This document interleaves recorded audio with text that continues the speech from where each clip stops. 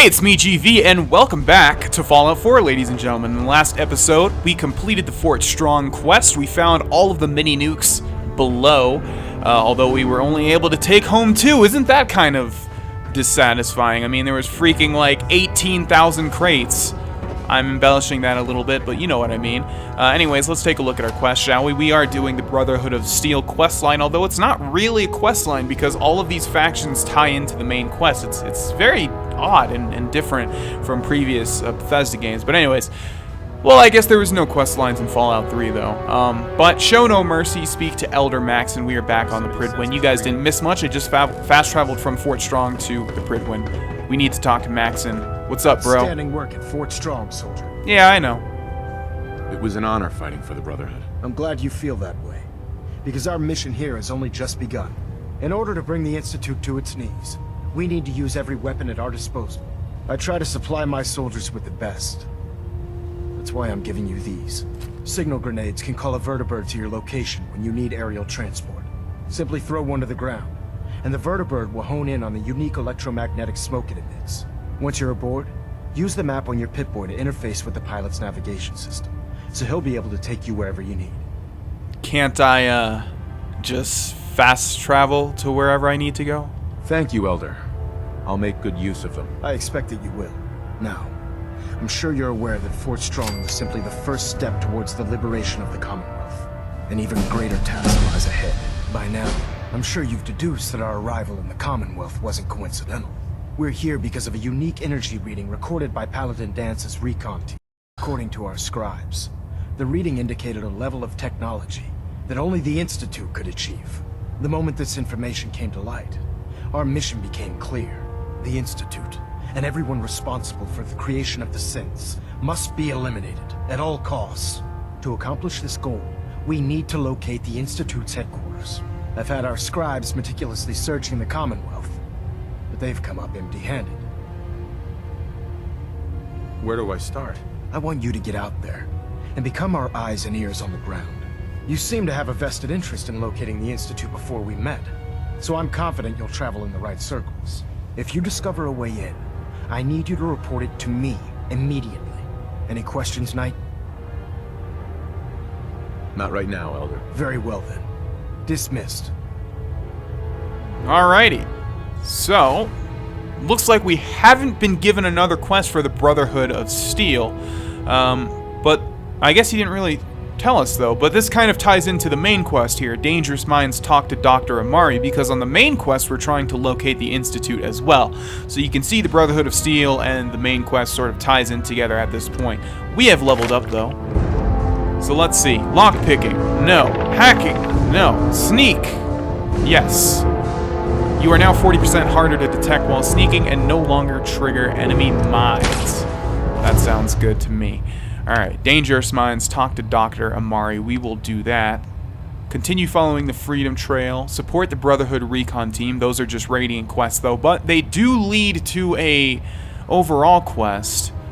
So maybe I'll do those 2 quests off camera, because it's just like, go to this area and kill these people, or go to this area. You know, it's nothing important, trust me. But after that, they give you an actual quest.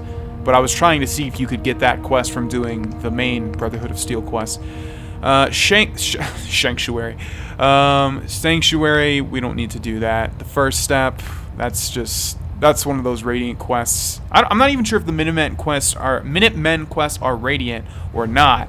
I think they're random, although I have done 10 Pines Bluff many times, so they might not be random.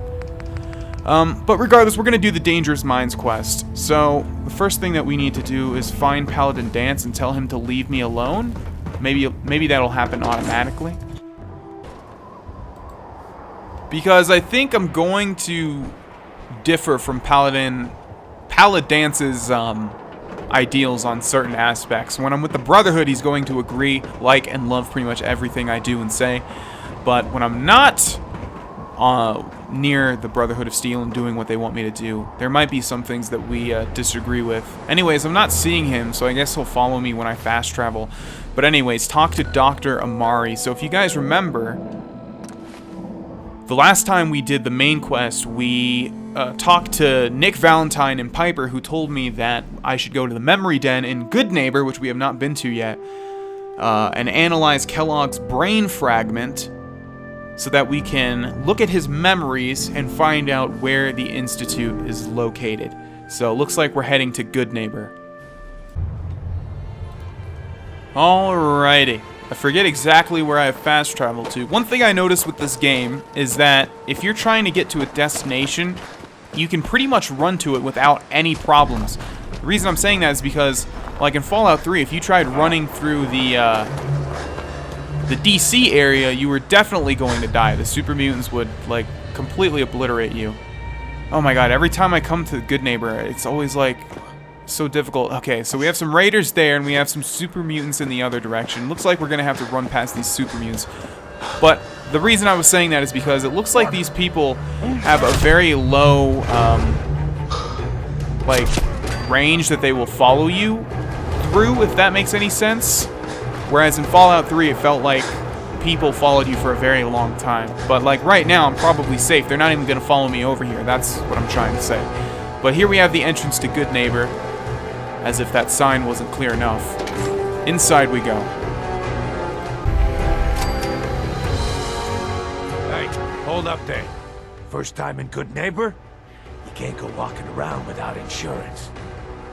You better back off, or you're the one who's gonna need insurance. What was that? I couldn't hear over the sound of all that pathetic. You hand over everything you got in them pockets, or accidents start happening to you.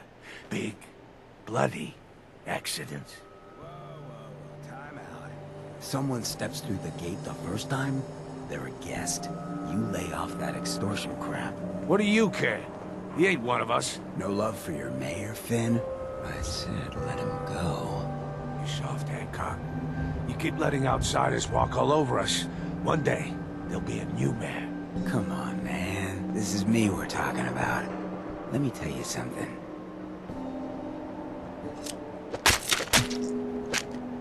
Why'd you have to go and say that, huh?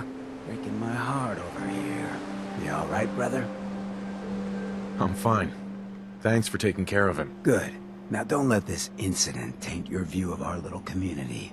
Good neighbors of the people, for the people. You feel me? Everyone's welcome. Goodneighbor? That what you call this place? That's right.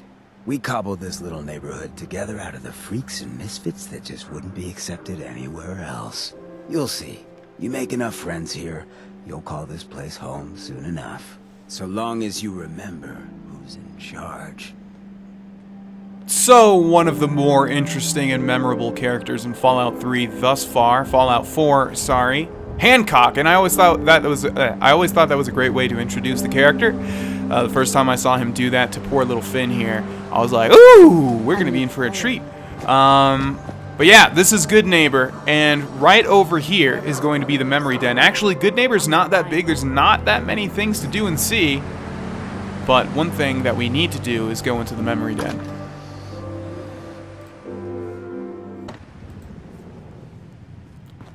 The Memory Den. Well, Mr. Valentine, I thought you had forgotten about little old me. May have walked out of the den, Irma, but I would never walk out on you. Amari's downstairs, you big flirt. Okay, the reason I'm looking at this guy for so long is because, well, I'm not going to say the reason, but for those of us that have, you know, done a certain quest line in this game, you know why I'm noticing this guy. Anyways, we have a woman here. Amari, she's downstairs. And I always thought it was interesting because she looks very memorable, just like Hancock. She's got a very memorable sort of outfit on, but she has no dialogue. Hey, Irma. Whatever you and Nick are up to, I don't need to know. Just don't let the big metal softy hurt himself, all right? There's got to be like a quest tied to this woman or something that gives her more dialogue, because I'm trying to word these things in different ways, but again, she just looks very memorable, and I haven't ever had a conversation with her. But here's our old pal Nick Valentine. We'll talk to him in a second, but down here is going to be Yes, I Dr. take it Amari. this isn't a social call. We need your help, Doctor. I need the memories from a man named Kellogg. But he's dead. I know it's asking for a miracle, Emery, but you've pulled off the impossible before. Are you two mad? Putting aside the fact that you're asking me to defile a corpse, you don't realize that the memory simulators require intact, living brains to function. Please. Nick told me you're the only one who can make this work. This dead brain had inside knowledge of the Institute, Emery. The biggest scientific secret of the Commonwealth. You need this, and so do we. Fine. I'll take a look. But no guarantees. Do you have it with you? Here's what I could find. What's this? This isn't a brain. This is... Wait. That's the hippocampus. And this thing attached to it? A neural interface?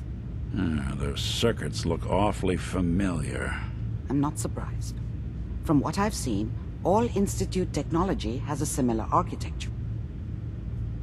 Go on, Doctor. Mr. Valentine is an older generation synth. But Institute technology being what it is, the brain implant could fit him. But that's an incredible risk to take. We're talking about wiring something to his brain. Don't worry about me, Emery. I'm well past the warranty date anyway. I appreciate this, Nick. You can thank me when we've found your son. All right, let's do this. Whenever you're ready, Mr. Valentine, just sit down. It says a lot, you know, that... Like an old grizzled mercenary, pull me out, okay? It says a lot that the synthetic follower in this game, like the main synthetic character, is like 100 times better than like every single other actual human NPC. Are you feeling any different? There's a lot of flashes. Static. I can't make sense of any of it, Doc. That's what I was afraid of. There we go. Yeah, this is important, finding my son and all, but we just found a Robco fund. Includes the Grognak the Barbarian holotape game. Wonderful. The mnemonic impressions are encoded. It appears the Institute has one last failsafe. There's a lock on the memories in the implant. Oh, you guys done? You waiting for me? Sorry about that, just stealing all your stuff. Tell me you have a way past this, Doc. Let me think. The encryption is too strong for a single mind. But what if we use two? We load both you and Mr. Valentine into the memory loungers. Run your cognitive functions in parallel. He'll act as a host, while your consciousness drives through whatever memories we can find. All right. Let's get started. Just sit down over there, and keep your fingers crossed. Like, I know the Fallout universe has more advanced technology than our own universe, even though they never really got past the 50s era. But, like, how are you going to make a machine that lets you explore memories? Like, it just seems too far-fetched to me. Anyways, it looks like that's the only way that we're going to be able to find our son. So into the memory lounger we go. Now, the first time I did this, I was like, oh my god, are we going to have a Tranquility Lane sequence again? Because you can see that Please Stand By thing is very similar to what happens. Actually, it's the same exact thing, isn't it? Like a memory lounger. It was called, like, was it called a memory lounger, though? Between the transplant and the host. Mnemonic activity coming from the transplant. It's degenerated, but it's there. We're going to load you into the strongest memories we can find. They might not be stable. Just hold on.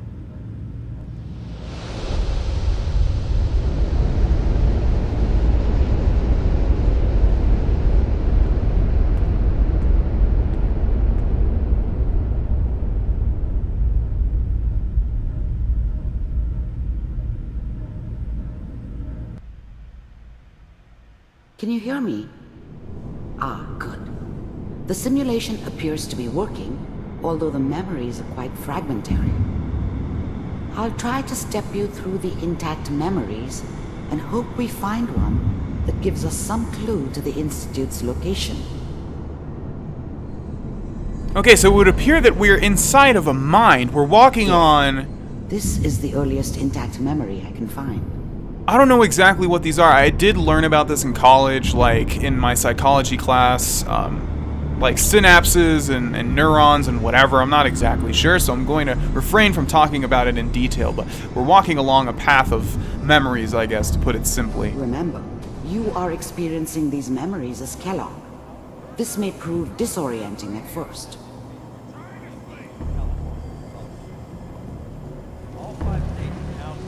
Alright, so the way this whole quest works is that we're entering Kellogg's memories, and there's different memories, and we can interact with different things. We can interact with this door, which is Dad. We can interact with ourself, because we are Kellogg in this instance. Nothing, Connie. People like to talk and hope someone else is going to keep them safe. Teacher at school said the NCR would bring back the good old days, like before the big war. Don't you listen to that twaddle. I'm going to stop singing you if that's what they're teaching you. I'm going out.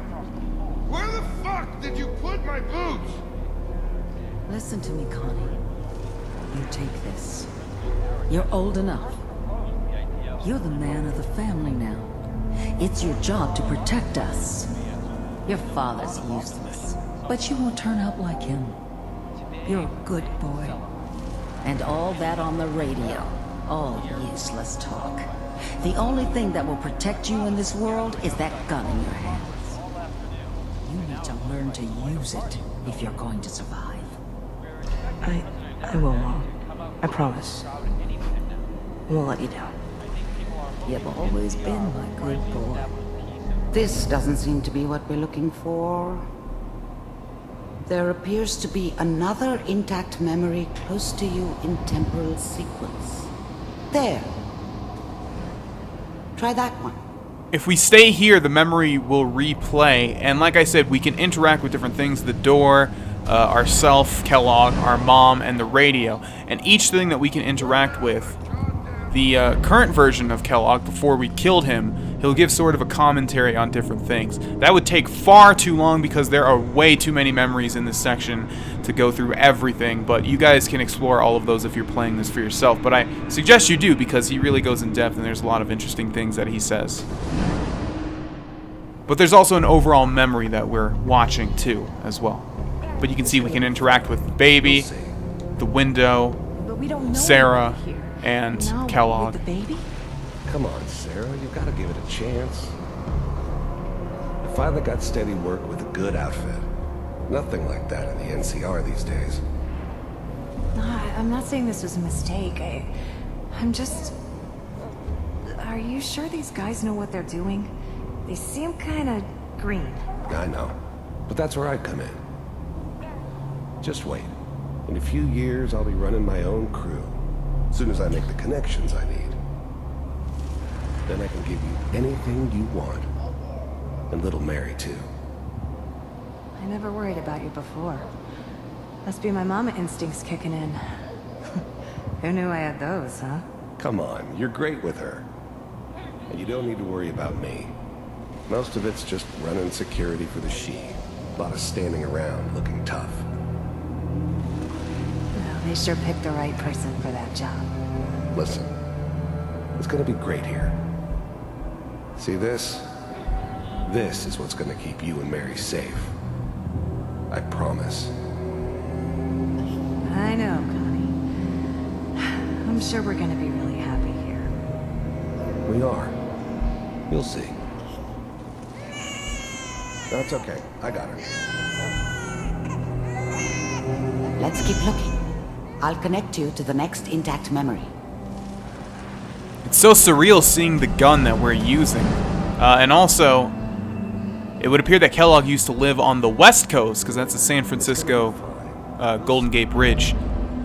Moving on to the next memory. We'll watch this one and then we'll end the episode, because, it's, like I said, there's actually a lot of memories in this.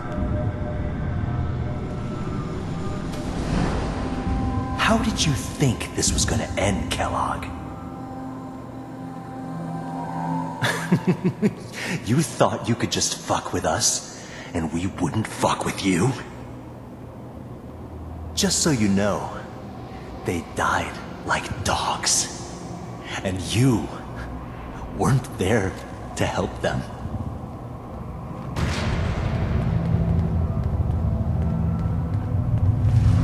I found another memory to try. I'll connect you. Alright, so it would appear that someone killed Kellogg's daughter and wife, and we're seeing him evolve into the mercenary we know and love before our very eyes.